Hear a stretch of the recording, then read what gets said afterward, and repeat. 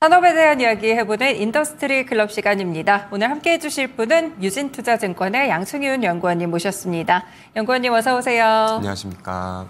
네, 오늘도 연구원님과 섹터별, 산업별 공부해 보겠습니다. 주제부터 보시죠. K방산 성장은 어디까지일까요? 새로운 뉴스가 필요하다. 방산 종목들 다시 한번 또 주도주로 부상할 수 있을지 한 번 더 체크를 해보도록 하겠습니다. 사실상 방산주들 계속 주가가 좀 흐름이 좋았던 것이 안타깝지만 이제 전쟁 때문이었죠. 국가 간 분쟁들이 상당히 많았고 러시아 우크라이나 전쟁도 있었지만 그 이후에는 중동 리스크까지 좀 확대가 됐는데요.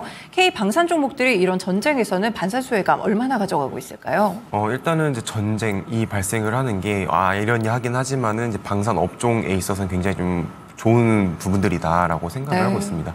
결국 이제 저희는 이제 애널리스트이다 보니까 어떤 부분들이 이 방산 기업들의 그런 주가에 영향을 많이 미치는지를 확인할 수밖에 없는데 제일 주가에 영향을 많이 미치는 건 결국 수익성이라고 보고 있고 결국은 실적이 좋아야 된다. 결국은 뭐 다른 산업들이랑 크게 다르진 않다 이렇게 생각을 하는데 이 방위 산업이라고 하는 게 이제 그 산업의 특성상 뭐 한국 같은 경우는 한국 그런 국군으로 이제 납품을 하는 이제 내수 방산이 있고 아니면 해외 수출하는 것들이 있는데 코로나 이제 저희 러시아 우크라이나 전쟁 이전만 해도 국군으로 나가는 이제 그런 물량들이 압도적으로 많았었습니다. 근데 이제 국군 물량들은 안타깝게도 이제 저희가 뭐 이런 이제 국가한테 납품을 하는 이제 그런 사업이다 보니까 이익률이 그렇게 좋지는 또 않고요. 흔히 뭐 양산 사업 같은 경우는 이제 흔히 저희가 미드싱글 중간 이제 한 자릿수 정도, 한 5에서 한 6% 정도 수준의 영업이익률을 이제 기록을 한다고 이제 보실 수가 있는데 결국 저희가 수익성을 올려서 이 주가들을 좀 올려야 되는 부분들, 리레이팅이 이루어져야 되는데 이 국가 이제 그런 내수 산업만으로는 좀 어려운 부분들이 있었습니다. 근데 이제 최근에 들어서는 이제 해외 수출들은 또 마진이 뭐 저희가 흔히 이제 더블 디짓 10% 이상의 수익률을 또 기록을 할 수가 있어서 이제 이런 해외 수출들이 늘어나는 것들을 굉장히 기다리고 있었었는데 안타깝게도 이제 2022년 러시아 우크라이나 전쟁 그리고 2023년 이스라엘 하마스 분쟁 이런 세계 각지에서 여러 가지 전쟁들이 발생을 하면서 글로벌 무기 수요들이 폭발적으로 이제 증가를 하면서 이제 거기서 저희가 수주들을 해외 쪽에서 많이 얻고 이제 그것들이 이제 실적으로 이제 전환되는 시기에 들어서면서 실적도 같이 이제 올라가고 그리고 주가도 같이 상승을 하는 그런 추세들을 좀 저희가 지금까지 확인할 수 있었던 게 아닌가 이렇게 생각을 하고 있습니다. 무기 수요가 많이 늘었다고 하셨는데 어느 정도나 전쟁 전보다 늘어난 걸까요? 일단은 지금 뭐 국방비가 계속해서 늘어나고 있습니다. 예전에 사실 국방비라고 하는 게 뭐 일부 이제 저희가 무기를 획득하는 이제 그런 예산들도 포함이 되어 있고 기타 뭐 인건비라든지 아니면 뭐 저희가 그런 병사분들이 지내시는 막사라든지 여러 가지 운영비들을 다 포함을 하고 있어서 국방비는 그런 흔히 저희가 1990년대 냉전이 끝나고 나서 빠졌다가 계속 다시 한번 올라가고 있었던 추세인데 실질적으로 저희 방산기업들한테 영향을 미치는 건 이제 무기 획득 예산이라고 이제 보셔야 되고 그 무기 획득 예산에 대한 부분들은 사실 냉전 이후로 계속해서 이제 저조한 추세를 보이다가 2023년 처음으로 이제 1990년대 수준을 좀 넘어서는 그런 추세들이 확인이 되고 있다 이렇게 이제 보실 수가 있습니다. 지금 자료 화면에서도 나오고 있는데 이제 오른쪽 도표를 이제 보시면은 저희가 이제 파란색 선으로 TIV라고 하는 무기 거래 지표가 나와 있습니다. 이걸 보시면은 제가 말씀드린 대로 이제 1990년대 이후에 쭉 빠지다가 이제 작년 2022년 러시아 우크라이나 전쟁이 발생을 하면서 고개를 드는 모습들이 이제 확인되고 있는 상황입니다. 약간 최근 데이터는 조금 덜 반영이 된 것 같은데 그럼 여기서 더 차트가 위쪽으로 꺾였을 올라가고 있습니다. 있군요. 그만큼 무기에 대해서 이렇게 수출이나 거래량이 늘고 있다는 점도 체크를 해보실 수가 있을 것 같습니다. 그러면 이 방산 수출 시장에 대해서 이제 좀 저희가 알아보고 있는데 조금 전에 이제 국내 비중이라든지 이 수출 쪽이 수익성을 많이 올린다 이렇게 말씀을 주셨잖아요. 실제로 이 방산 기업들의 수출에 대한 비중들이 많이 올라가고 있을까요?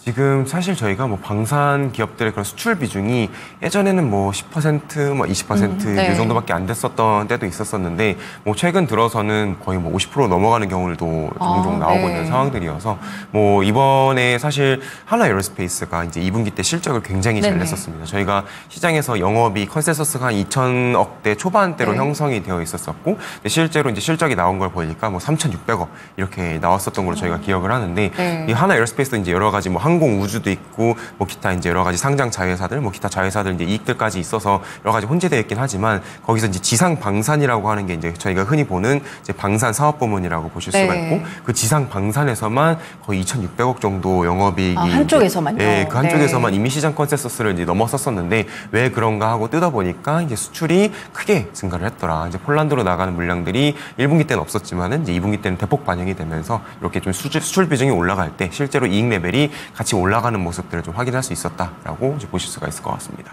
네, 국내 기업들이 이렇게 수출 비중이 잘 높아지고 있는 거는 상당히 긍정적이라고 볼 수가 있겠는데 아무래도 유럽 시장 쪽에서는 이런 K방산의 성장세를 약간은 좀 견제하는 그런 시각도 있을 것 같은데요. 네, 뭐 프랑스라든지 이제 유럽 곳곳에서 계속 그런 지도부 쪽에서는 이제 우리 무기 수요 늘어나는 것들 뭐 한국이나 이제 미국에 빼앗기면 안 된다 이제 이렇게 네. 좀 강력하게 표현을 하고 있고 실제로 올해 연초에는 EDIS라고 하는 유럽의 이제 그 유럽 연합의 중장기 방산 전략이 공개가 되었었고 네. 거기 안에서 이제 EDIP라고 하는 이제 법안을 제정을 하자라는 이야기가 나왔는데 EDIP라고 하는 법안에서는 이제 그런 무기 수요 유럽에서 발생하는 무기 수요들을 네. 영내 조달 하게끔 유도를 하는 이제 그 뭐 비율도 정해놓고 지원금도 주고 하는 이제 법안을 만들자라고 하는 이제 흐름들까지 나오고 있는 상황입니다. 그래서 상당히 좀 이제 유럽을 비롯해서 이제 한국 방산 좀 빠르게 성장을 하는 부분들 좀 견제하는 모습들은 나오고 있긴 하지만 네. 저희는 이제 사실 EDIP가 실효성이 과연 있을까라는 부분들은 좀 생각을 하고 있고요. 그 이유가 이제 유럽 연합이라고 하는 게 여러 유럽 국가들이 이제 모여서 이제 형성이 되어 있는 그런 정치 집합체다 보니까 한 나라의 그런 통일된 컨센서스를 형성하기가 굉장히 어렵습니다. 각 국가마다 아무래도 여러 가지 그렇죠. 네. 이견이 있을 수밖에 없어서 뭐 어떤 나라에 어떤 무기를 사줄까, 어떤 방산 기업들의 무기를 살까, 약간 이런 부분부터 해가지고 뭐 금액에 대한 부분들이라든지 상당히 좀 이제 저희가 좀 갈 길은 아직 많이 남아 있다라고 생각을 하고 있고, 근데 네. 지금 무기 수요는 지금 당장 급한 상황들이어서 계속 뭐 특히 이제 동유럽 국가들 좀 이제 러시아의 위협도가 계속 높아지고 있는 뭐 폴란드나 루마니아, 체코 이런 동유럽 국가들은 계속해서 이런 한국 쪽으로의 관심을 보일 수밖에 없지 않을까 이렇게 저희는 생각을 하고 있습니다. 네, 견제하는 시각이 있긴 하지만 여기에 대한 영향은 조금 더 제한적으로 분석을 주시고 계신데요. 그러면 유럽 시장에서 조금 더 눈을 달리 봐서 미국 시장의 경우에는 저희가 수출할 만한 틈이 있는지 실제로 수출 현황이 좀 어떻게 될까요? 사실 미국이라고 하는 나라가 이제 세계 최강국이기도 하고 그럼요. 그만큼 뭐 로키드 마틴이나 뭐 레이시온, 보잉 등등등 이제 유수의 그런 방산 기업들을 이제 거느리고 있는 국가여서 사실 한국이 그런 이제 미국의 그런 무기 시장을 뚫고 들어가기가 굉장히 난이도가 있는 부분들이 있는데 사실 또 이제 미국이 뭐 다 모든 무기들을 개발을 하지는 않고요. 또 거기서 비어 있는 부분들, 또 빈틈이 있는 그런 무기들이 있는데 이제 그쪽으로 한국 기업들이 일부 이제 치고 들어가려고 하는 이제 움직임들이 나오고 있고 가장 대표적인 흐름은 이제 올해 좀 많이 주목을 하셨던 부분들이긴 한데 LIG 넥스원이라고 하는 네네. 기업의 비궁 에 대한 이제 수출 기대감들이 상당히 좀 높아져 있는 상황입니다. 미국에서는 이제 이런 해외 무기들, 그러니까 해외 국가들이 만드는 무기들을 살 때는 이제 FCT라고 하는 비교 시험 평가 같은 걸 이제 진행을 하게 되고 네. 미국이 그런 이제 FCT 프로그램에서 이제 거의 이제 수차례 이제 시험들을 진행을 해왔고 제가 뭐 대부분 이제 완성도 있게 그런 시험 평가들을 좀 마친 상황이어서 아마 뭐 빠르면 올해 늦어도 내년 정도에 예산이 편성이 된다고 하면은 이 비궁이라고 하는 이제 소형 함정을 공격을 하는 무기가 이제 처음으로 좀 미국으로 이제 수출될 수 있는 부분들이 있지 않을까 생각을 하고 있고 네. 그 외에는 뭐 이제 한국항공우주가 뭐 미국의 네. 훈련기 사업에 이제 그런 문을 두드리고 있는 그런 상황들 그리고 기타 뭐 저희 무인 차량들도 있습니다. 뭐 로봇 네. 쪽이랑 좀 연관이 되는 부분들이긴 하지만 이제 그런 뭐 어떤 물자들을 수송하거나 하는 이제 무인 차량들이 있는데 그런 것들을 뭐 하나 에어로스페이스가 또 이제 그런 수출들을 준비를 한다라든지 뭐 기타 자주포 사업도 장기적으로 좀 열릴 거라고 생각을 하고 있어서 다양한 기회들은 앞으로 좀 나올 수 있겠다. 물론 쉽지는 않은 시장이지만 기회들은 여전히 열려 있다 이렇게 생각을 하고 있습니다.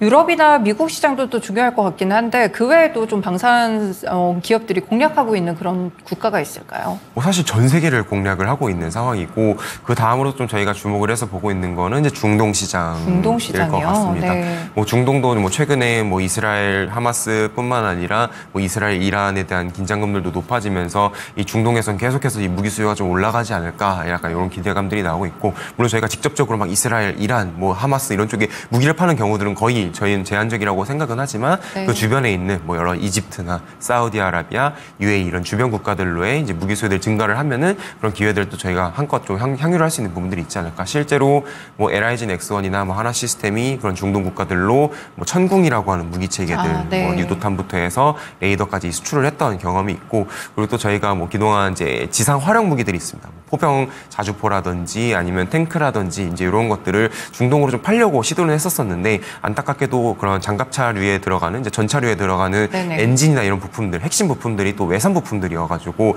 해외 수출 승인이 안 나면서 저희가 좀 몇 번 이제 좌절했었던 적도 있었던 걸로 아는데 이제 이런 부분에 대한 이제 국산화들이 또 진행이 되고 있는 상황이어서 아마 내년 이후에는 이런 중동 쪽으로 그런 지상 활용 무기들 또는 이제 탱크 무기들에 대한 이제 수출 가능성들도 좀 다소 높아질 수 있는 부분들이 있지 않을까 이렇게 기대를 하고 있습니다.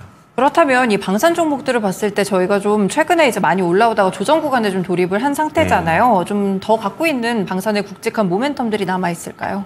일단은 지금 이제 사실 제일 중요한 건 저희 수주라고 생각을 하고 네, 있어요. 그쵸. 이제 여러 가지 뭐 수주 잔고와 그리고 이제 주가 흐름들 좀 같이 비교를 해서 보면은 거의 유사하게 움직이고 있는 상황입니다. 그래서 결국 하반기에 더 추가적으로 주가가 올라가기 위해서는 이제 추가적인 수주들이 나올 필요가 있겠다라고 생각을 하고 있는데 일단은 지금 하반기에 수주 모멘텀들이 또 여러 가지 있기는 합니다. 뭐 네. 폴란드가 저희가 뭐 1차 계약들 다수 체결을 했고 그리고 하나 에어로스페이스가 뭐 2차 계약들을 체결을 일부 하긴 했지만은 뭐 기타 추가적인 2차 계약들 하나 에어로스페이스 물론 남아있고 기타 네. 현대로템, K2전차의 2차 계약도 남아있는 상황이고 그리고 폴란드 외에 또 폴란드 옆에 있는 루마니아에서도 계속해서 무기 수요가 올라가고 있는 상황이어서 이제 유럽 쪽으로 좀 여러 가지 수주들이 추가적으로 나올 수 있는 부분들 좀 기대를 해볼 수가 있을 것 같고요. 그리고 기타로는 이제 중동 쪽으로 제가 여러 가지 천국 무기 말씀드리긴 네네. 했지만은 이제 헬기나 이제 이런 항공기에 대한 수출 기대감들도 지금 카이 쪽에서 한국항공우주에서 좀 기회들이 열려 있는 상황이고 뭐 기타 중앙아시아나 뭐 남미 쪽으로의 훈련기 수출 이런 부분들도 하반기 때 또 좀 기대를 해볼 수가 있어서 뭐 상반기 때 여러 수주 모멘텀들 나왔지만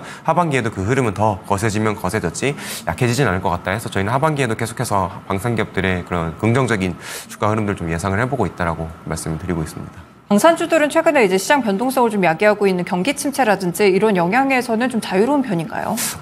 일단 실적 관점에서 보면은 사실 네. 저희는 크게 영향을 안 받습니다. 왜냐면은 저희는 뭐 조선이나 이제 네. 다른 이런 수주 산업과 마찬가지로 쌓여져 있는 수주 잔고가 이제 실적으로 이제 전환이 되는 그런 사람이다 보니까 뭐 수주 잔고 이미 많이 쌓여 있고 이제 그것들을 지금 안정적으로 생산을 해 가고 있는 그런 상황이어서 오히려 상반기보다 하반기가 실적 측면에서는 훨씬 더 좋을 수 있는 부분들이 기대가 된다. 그래서 실적 변동성에는 다소 이제 영향은 좀 안 받지 않을까 이렇게 예상을 하고 있습니다. 네, 아무래도 한쪽에서는 약간 조금 더 안정적인 그런 흐름을 가져갈 수 있는 섹터가 되지 않을까 이런 생각을 또 해봅니다. 최근에 저는 봤을 때 방산 종목들의 결이 이전에는 이제 한화에어로스페이스나 LIG 넥스원, 뭐 현대로템 이런 굵직굵직한 종목들이 많이 올라갔었는데 요즘 보면은 중소형 종목들 휴니드, 빅텍, 뭐 스페코 이런 종목들도 좀 움직이잖아요. 이런 섹터의 차이점은 어떤 차이점이 있다고 보시면 될까요? 일단은 크게 이제 저희가 방산기업들을 좀 정리를 해서 말씀을 드리면은 첫 번째가 이제 체계 종합 업체라고 하는 네. 업체들. 흔히 말해서 하나에어로스페이스나 뭐 현대로템, 한국항공우주처럼